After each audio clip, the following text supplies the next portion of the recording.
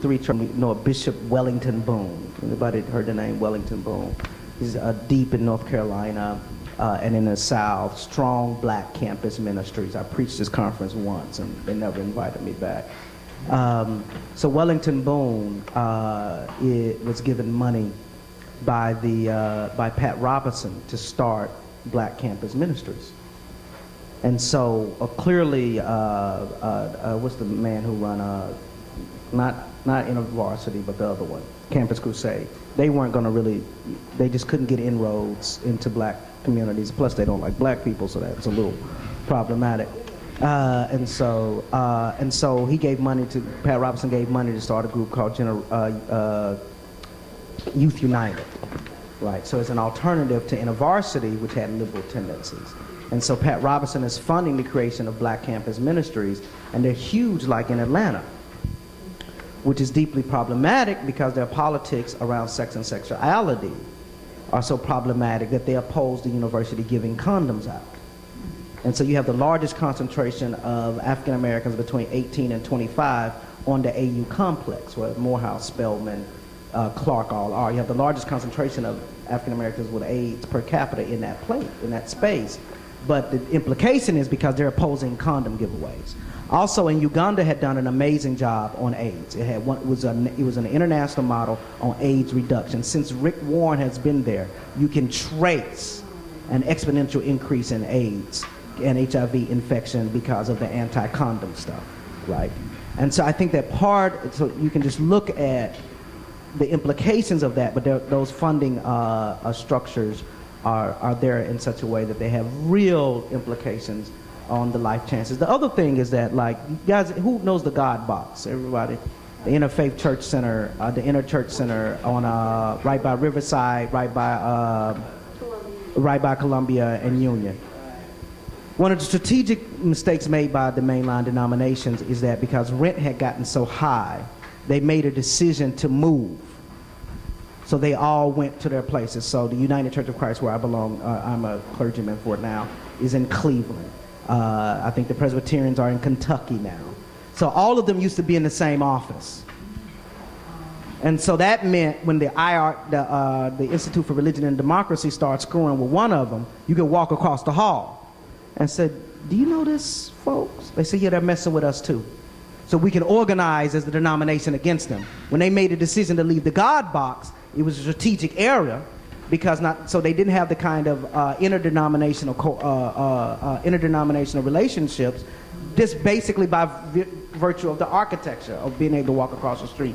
Combined with, they pulled their money out of missions in Africa and out of youth ministries. And so they set themselves up for failure. And so as a result of that, you see what's happening in place. For instance, at the United Methodist meeting, when they decided that they were going to vote against queer legislation, right, what was happening is that the IRD, Fred Clarkson, who's in the hospital now, the editor of Dispatches from the Religious Left, and our dear friend Fred, and Chip Bartlett and them were there, and they were saying what happened was, when the vote was coming up, the IRD had given cell phones to the African and the Filipino delegates. So that means when they're about to vote, the phones start ringing, and the African and Filipino delegates wind up voting against the passage of the legislation. Because one, they know the IRD, because the IRD is doing missions. They know them, right? And so one of the problems with last point, one of the problems with us, those of us on the religious left, and the decision I personally made to anchor myself in the congregation, is that that part and parcel is that the vast majority of religious leaders and left religious leaders in the U.S. have no base. So we run the National Council of Churches, we run liberal outfits, right?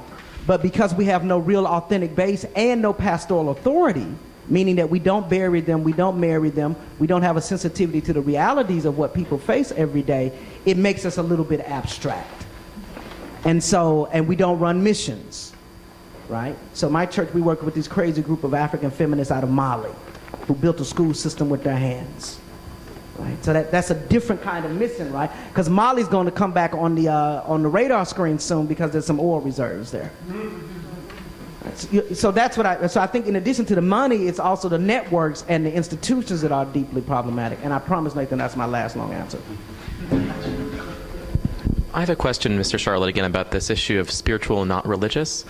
I'm a chaplain at Methodist Hospital in the neighborhood, and when I walk into a room, whatever someone's thoughts and feelings on religion are come at me, and they come at me really quickly.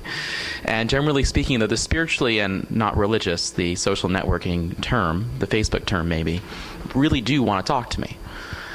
And they do want to know more about what I think and what I feel. And generally speaking, the spiritually non-religious, and not to sort of make it a broad category, are at least nominally left. And maybe, as you're saying, Reverend, are more left in terms of a neoliberal paradigm than left in terms of a other kind of more progressive paradigm, should we say. My question is, what you're saying, both of you, sounds like there's a problem in terms of social movements. How does both religion and progressive movements reach out to this category of young people that really don't really want to fit into any sort of category itself, of whether it be institutionalized religion or in sort of institutionalized political structure?